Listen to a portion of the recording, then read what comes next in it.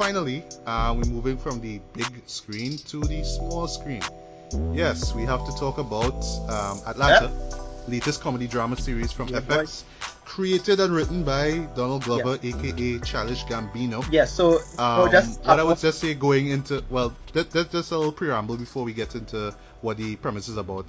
Just going to talk briefly about Childish Gambino. He's a master. So yes, he's been well known in terms of like writing and stuff. He wrote scripts for 30 Rock and of course Community. Yeah. But I actually knew him from when I first heard of him was through his debut album, Camp, which came out in 2011, which I honestly enjoyed. I know some people didn't like the sort of whiny backpacker thing where he was going at, but I still enjoyed it. It was a product of its time, but I still go back to it. I still enjoy it.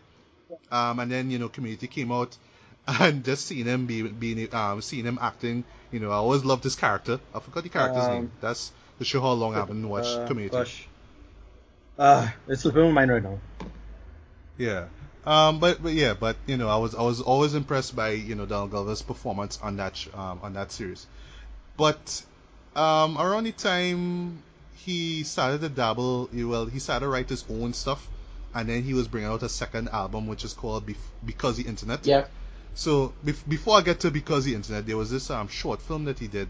I can't remember the name of the short film. It was a long title, but he brought it out. I think it was like a year or so before. I think it was between Camp and Because the Internet came out. It was around that time, and I saw it, and I saw where he was coming from. It was just, basically just him, and this kind of weird sort of.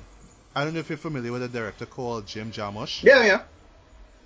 Jim Jarmusch. When I saw this film, he did Ghost Dog, which I still think is his best and arguably his most accessible work. Yeah. But with this show here, why I make comparisons to that director is that his previous films like Stranger Than Paradise, Down by Law, they always have these premises where it's not really so much about the premise but really about the characters and how they interact with each other. So it's kind of like basically a story about nothing. So characters would just talk, just normal conversations, but it's all about how the characters kind of interact. But it has nothing to do with the overall story. The story is just, the premise is just there in the background, just there, but it has nothing to do with anything really. And I felt that was what the short film was about to me. Just Childish Gambino talking to people like Chance the Rapper and some other people, but there was no story to it. It was just something that was in his head.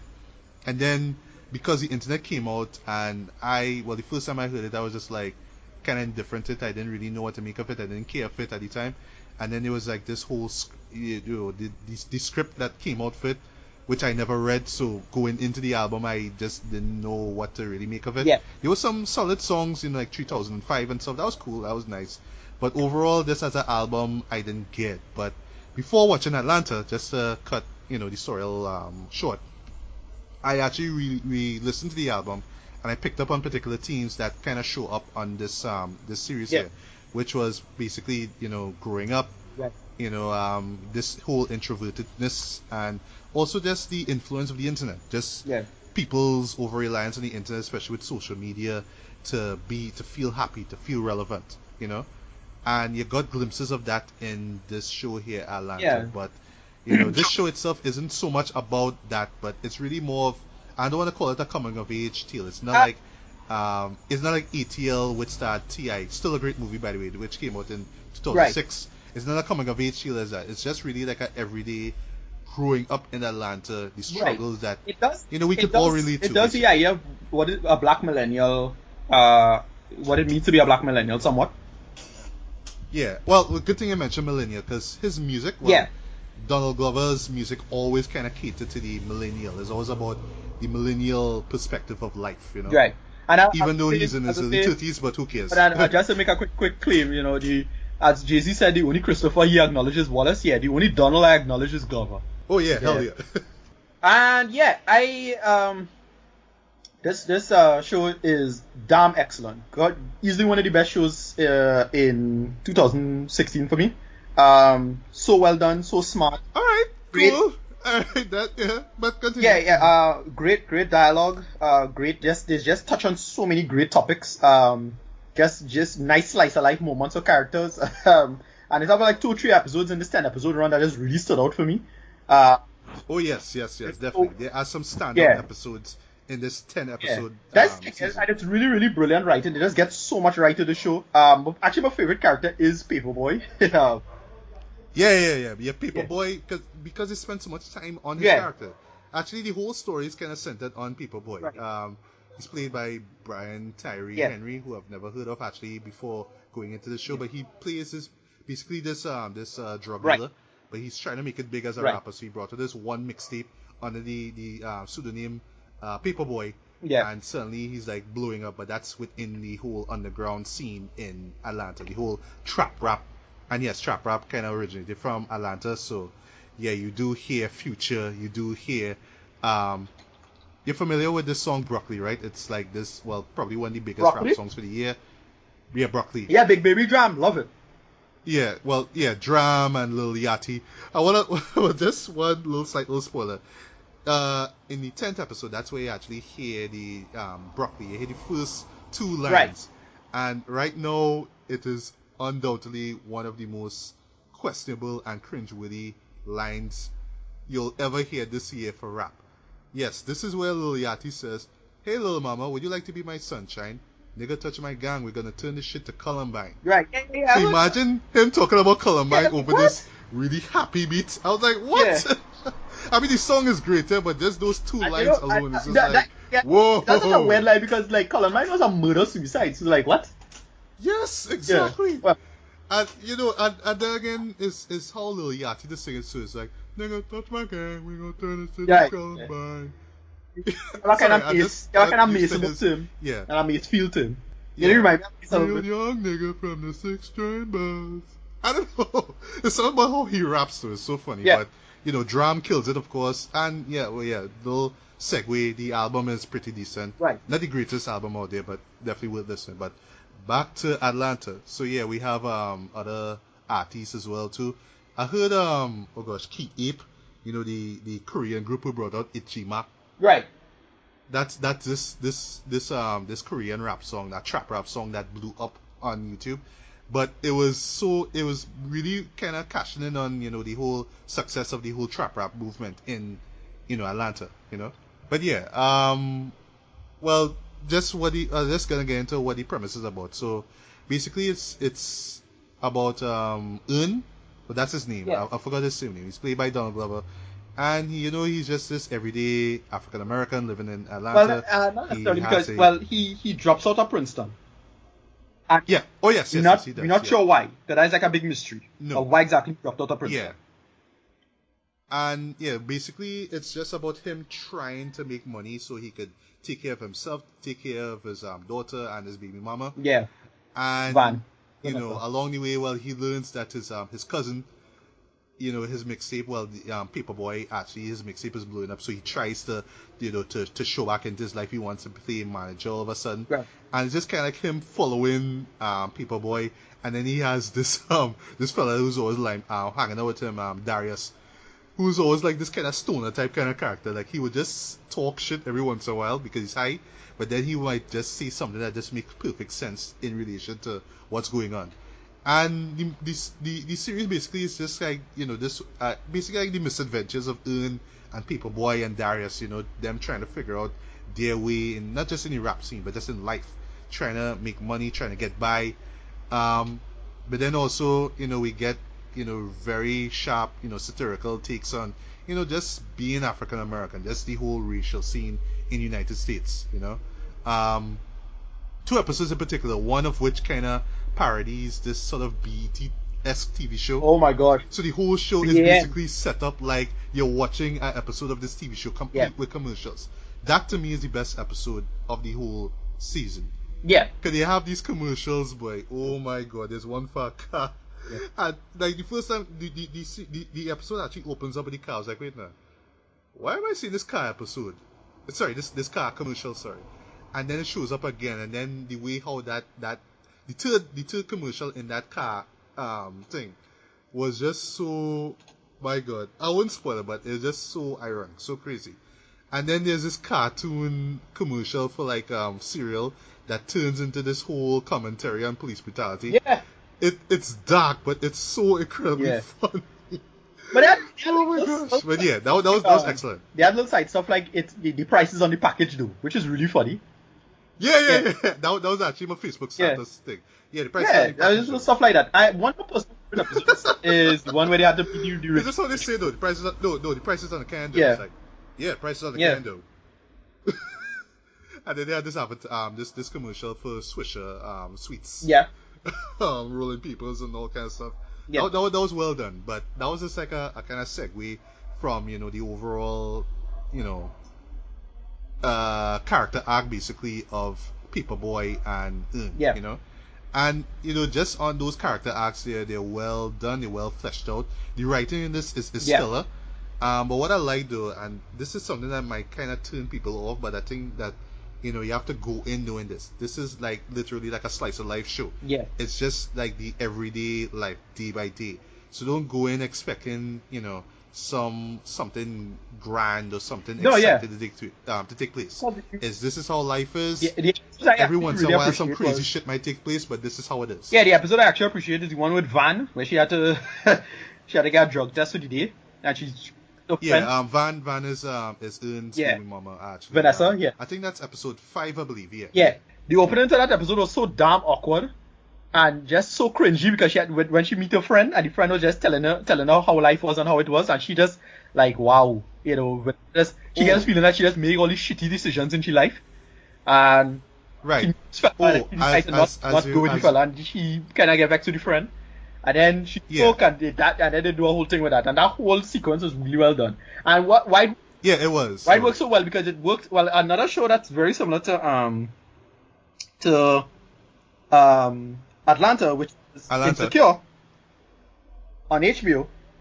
Yeah, HBO. Which I'm waiting for the series to end, and then I'll watch it out. Yeah, basically female equivalent. We can probably talk about that when that finish. It deals with black millennial like anxiety now.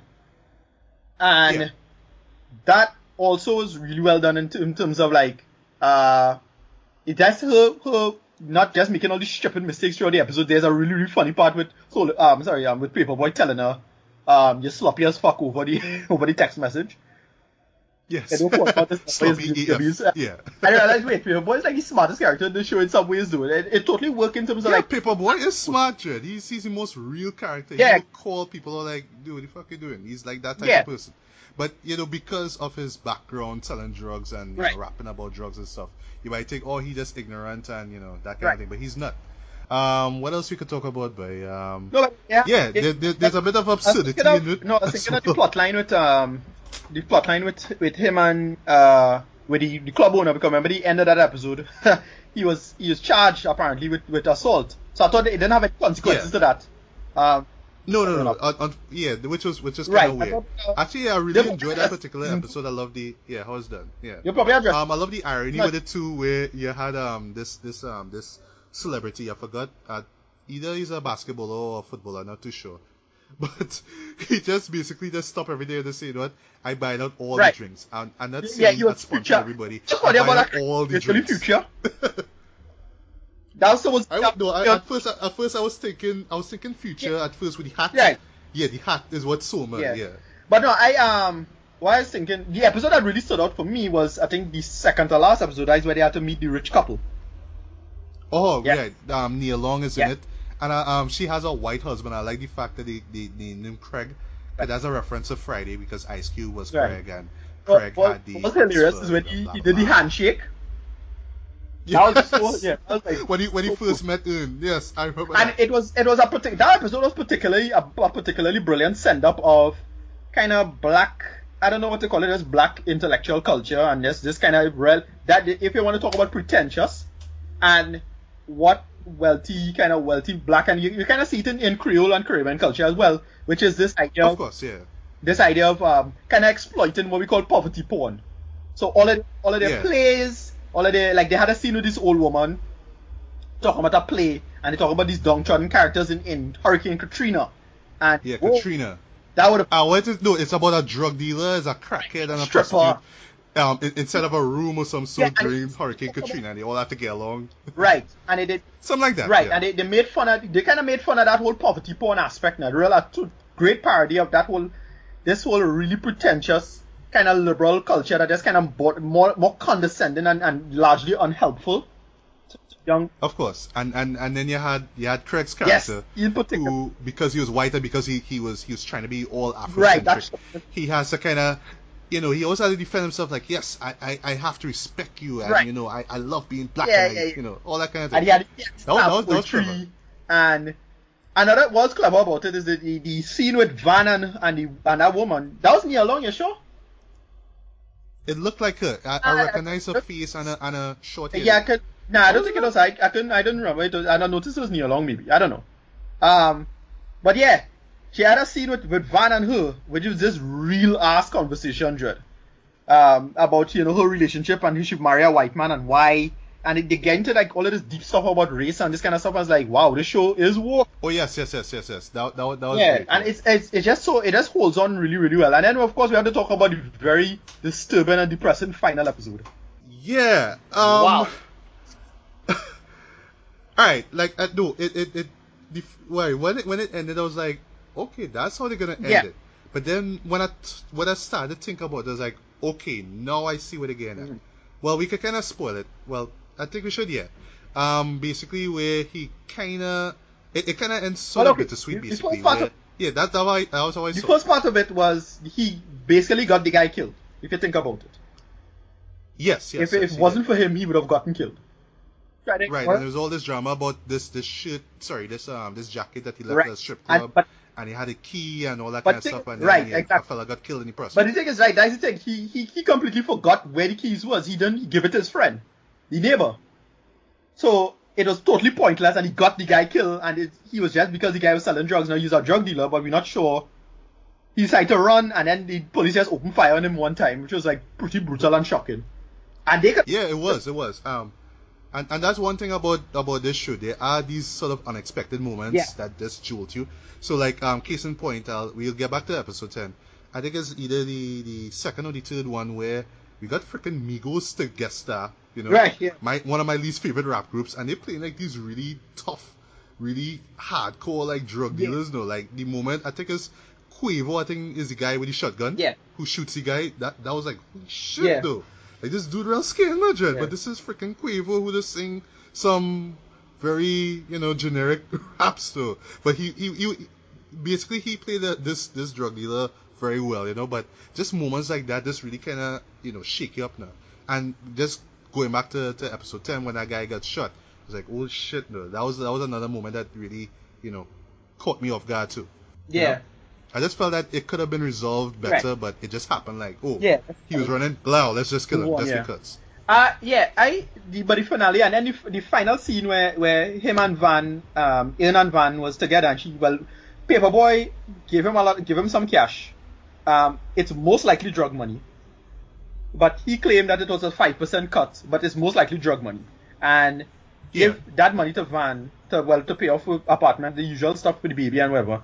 And she asked him if you're selling drugs, and he just stayed straight for a while, and she was like pissed off for 2 seconds, and he started to laugh.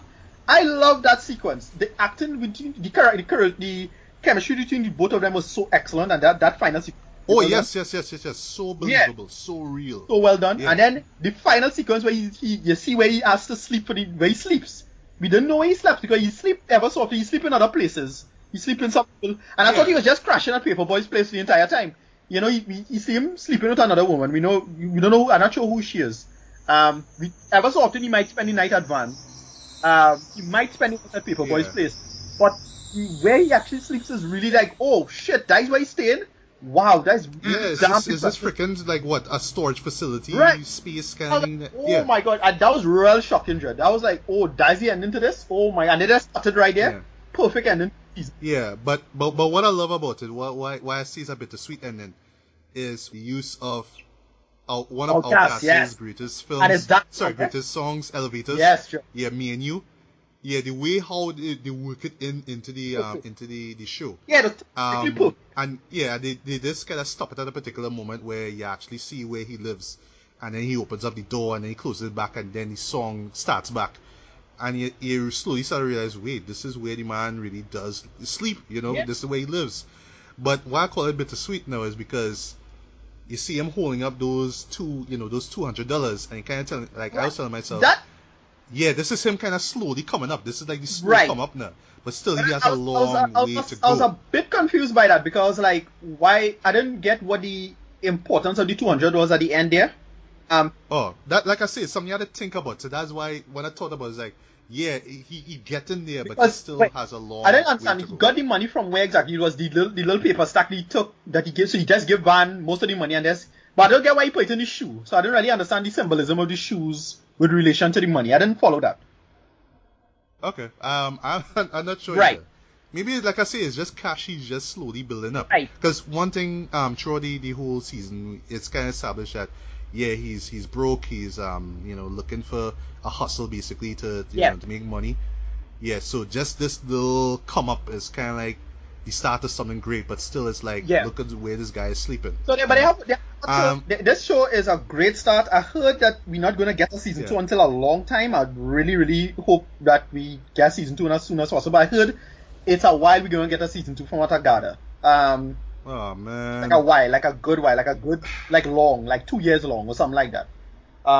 Well, at least Donald have time to work on some music. Right. I guess he could bring out another album. But the thing is, the show will totally work with a time skip anyway, so I could see that working. But I thought this was a really great show. This is easily one of my favorites for this year.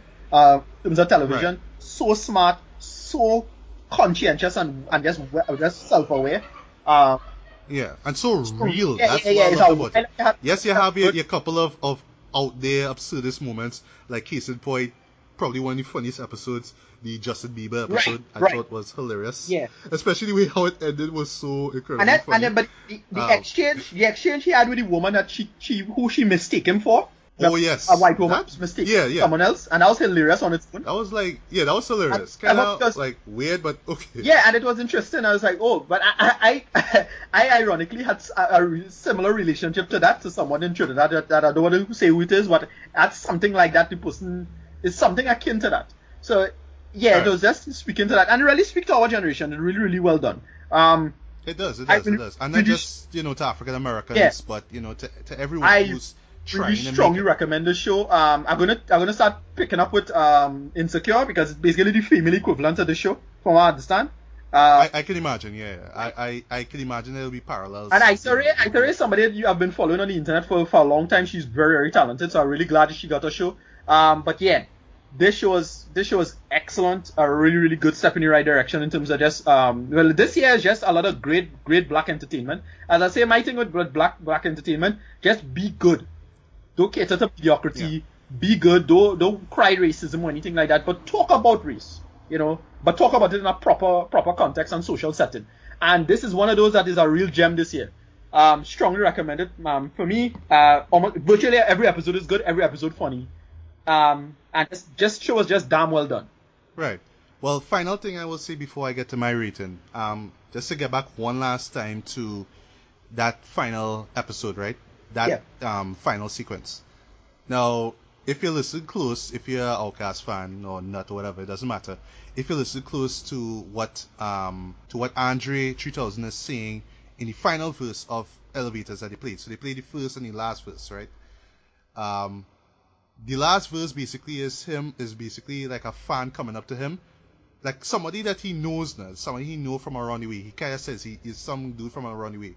Kind of saying, yeah, cool, I'm glad that you're coming up, I'm glad you're making it big, I'm glad you're doing your rap thing, but dude, you had to be making like real money from all that music you're doing. Right. But then what Andre says is that, yeah, I understand, but I am going through the same thing like you are. Sure, I have a ton of money, but not enough to last me by the end of the week. Right. So I have to live check to check just like you. That is what that last verse is about. Yeah. So I love that they use that particular verse at the very end where you're seeing where you're seeing Donald's character, where you're seeing Donald, putting on the lights and, looking at the money and checking his shoe and stuff.